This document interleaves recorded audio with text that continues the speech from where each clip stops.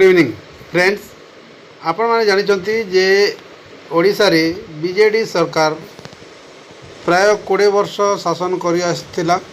आई वर्ष अर्थात 2024 रे से सरकारटा आमठू दूर हो जाइए। तो 20 वर्ष भितर सरकार बहुत किसी काम करोशा को गोटे दरिद्र राज्य उन्नति सीमार पहुँचाई अधिकम ओडिशार नाम को विश्व पटल नहेले भारत में सुनाम अर्जन कर। तो से जो सुनाम अर्जन कर मुख्य नायक होती एक्स चीफ मिनिस्टर मिस्टर नवीन पट्टनायक आउ तांकर नेतृत्व रे सरकार जिते भी योजना जाक करी से योजना मानक मध्यरु एई मु केतोटी योजनार ना कहबाकू जाउछि जहाद्वारा ओडिशा आज एते ऊपर को उठी। तो आशा करुँच वीडियोटी आपण मानकू भल लगे। तो फ्रेंड्स वीडियो को पूरा देखंतु जहाद्वारा जो योजना गुड़िक आरंभ कराई से योजना बाबद रे किसी ना किसी तथ्य मिल पार। हाँ फ्रेंड्स देखंतु यही हूँ योजना प्रथम रे आपण मैंने समस्त जानी आहार योजना बाबद रे जहाँकि 1 एप्रिल 2015 रे आरंभ होता। आउ एटा कोड डिपार्टमेंटा हूँ हाउसिंग अर्बन डेवलपमेंट आउ सेक्टर हूँ फूड सब्सिडाइजेशन माने आपन को खाद्य जो जोगाई दो सब्सिडी रेट रे सेटा का आउ तार डिस्क्रिप्शन टा आपण देखि पारथुबे provide cooked hot meals to poor at low cost. आपण माने समस्त जानिचंती जे आहार केंद्र जहाँ आपण मानकू 5 टंका रे रंधा खाद्य जोगाई देउछि।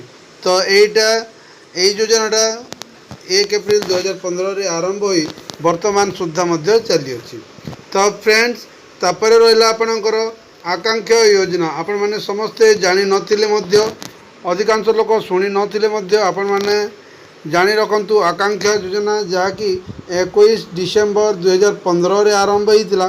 आउ एटा कहा पई होइतिला SC ST development and minorities and backward classes welfare department. देखंतु जो समाज रे निम्न वर्गर लोक मानक पई एई योजनाटा आरंभ होइतिला। एटा कहीं पई हॉस्टल्स फॉर शेड्यूल्ड कास्ट तो जो पाठ पढ़ा रे हला किबा माने शेड्यूल्ड ट्राइब शेड्यूल्ड कास्ट जो माने पाठ पढ़ा रे अछंती से मानक पई हॉस्टेल प्रदान करबा पई एई योजना आरंभ करा जाइतिला माननीय मुख्यमंत्री श्री नवीन पट्टनायक द्वारा।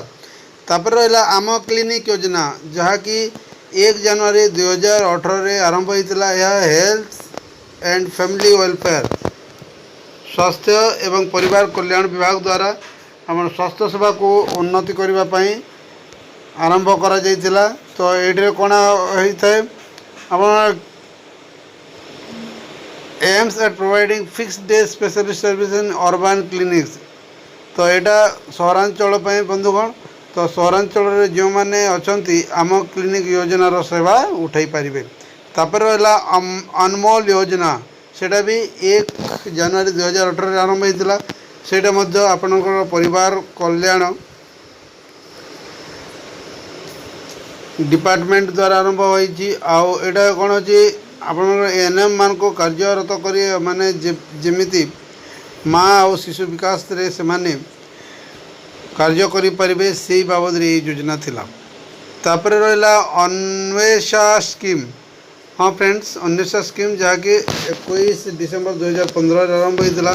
ता मध्य SC ST development minorities and backward classes welfare department सेटा ट्राइबल डेवलपमेंट पई आरंभ होता। माने एटा मध्य एसटी एससी मानक पई जो माने जंगलिया जगह रोचंती से मानक पई एटा आरंभ करा जायतिला जहा द्वारा free education to schedule caste and schedule tribe student as demanded by lottery माने फ्री मुक्त शिक्षा प्रदान करबा एई योजनार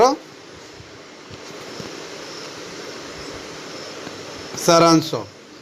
तो तापर augmentation of basic amenities and development of heritage and architecture ABADHA अवधा तो यहाँ मार्च 2017 आरंभ होता है। कल्चर और टूरिज्म को जो गुरुत्व देकर यह हेरिटेज और आर्किटेक्चर डिपार्टमेंट द्वारा आरंभ करा जाइथिला आओ जाकि improve infrastructure of the city Puri Puri पई विशेषतः ई योजना पुरी पई आरंभ करा जाइथिला। हाँ तो फ्रेंड्स आपण माने निश्चित भाव में जानिचंती एते दिन बीजेडी सरकार शासन कला तो भिन्न भिन्न योजना आरंभ करी ओडिशा को निश्चित भाव में उन्नतिर चरम सीमार पहुँचापी चेष्टारत करथिला आओ सेही सब योजना वर्तमान मध्य कार्यरत अछि जहाँद्वारा ओडिया आओ ओडिशा निश्चित भाव में उन्नति करिছে। तो फ्रेंड्स आगो को अच्छी वाणीश्री योजना तो वाणीश्री योजना 1 अप्रैल 2008 रे आरंभ होता जहाँकि वुमेन एंड डेवलपमेंट माने वुमेन आउ चाइल्ड डेवलपमेंट पाई एटा होची एजुकेशन सिस्टम एजुकेशन डिपार्टमेंट द्वारा आरंभ कराइला कहीं scholarship for children with special needs studying in schools from primary to university level including those pursuing technical and vocational education. हाँ friends जदि वाणीश्री योजना आपण मैंने जानी ना ताहले मन रखु जो मैंने स्कूल एजुकेशन रो माने आपण यूनिवर्सिटी पर्यंत जो टेक्निकल और वोकेशनल आपण एजुकेशन रही से यहाँ आरंभ करा जायतिला। या द्वारा बहुत छात्र छात्री मध्य उपकृत होइचंती। तापर रहिला फ्रेंड्स वरिष्ठ बुणाकार सहायता योजना जो माने कपड़ा बुणुचंती जो माने सूता काटुचंती से मानक पई एही योजना जहाँकि 7 अगस्त 2016 रे आरंभ करा जायतिला। तो एही योजना माध्यम रे माने जो वेबर बुणाकारी अछंती सेही मानक पेंशन देवार व्यवस्था करा जायछि आ एठी मध्य लोक माने उपकृत होइचंती। तापरे फ्रेंड्स होची वरिष्ठ नागरिक तीर्थ यात्रा योजना जुलाई 2016 रे आरंभ होता जहाँकि टूरिज्म और तीर्थ को बुले नापी गोटे योजना माने एमती कौन से फील्ड ना जहाँ छड़ाई। तो वर्तमान जो बीजेपी सरकार कहूँ गोटे कथा करुँची गोटे कम आओ सेहीपरी सरकार नथिला फ्रेंड्स जहाँ भी हो 20 वर्ष भितर बहुत किसी स्कीम आरंभ करिसंती आउ से स्कीम गुड़ी को चलाइचंती मध्य। तो निश्चित भाव में एक्स सीएम नवीन पट्टनायक अवदान को केबे आमे माने ओडिशावासी भूली पारिबा नहीं। तो फ्रेंड्स तांकरी नेक्स्ट योजना होची भूचेतना। हाँ फ्रेंड्स देखंतु एटा 9 अप्रैल 2018 रे आरंभ करा जायतिला। यहाँ एग्रीकल्चर फार्मर्स एम्पावरमेंट पाई एटा करा जायतिला फार्मर्स एम्पावरमेंट।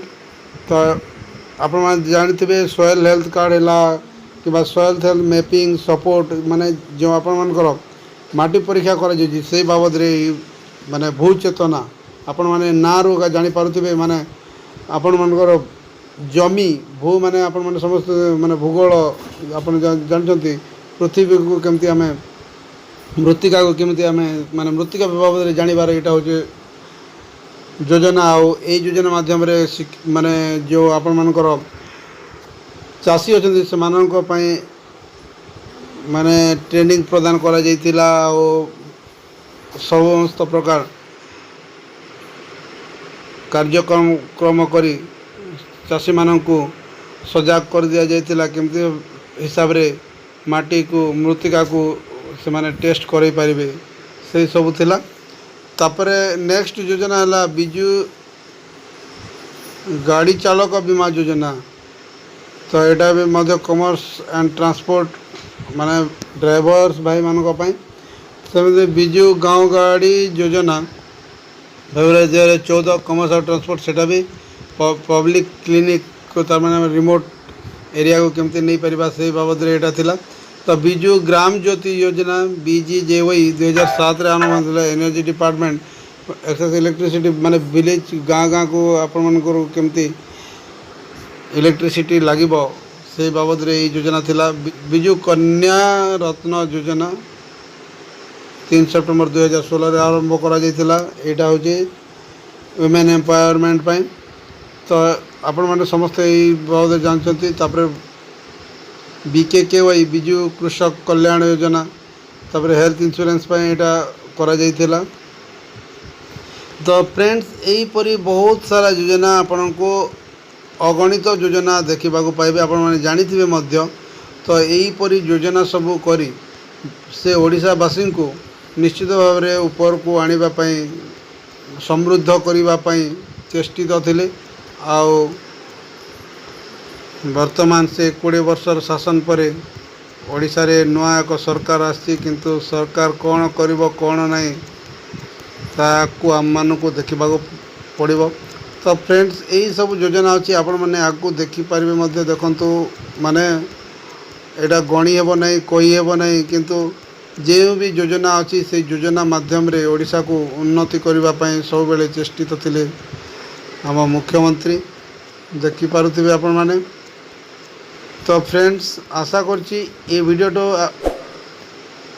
ଆପଣଙ୍କୁ ନିଶ୍ଚିତ ଭାବରେ ଭଲ ଲାଗିଥିବ।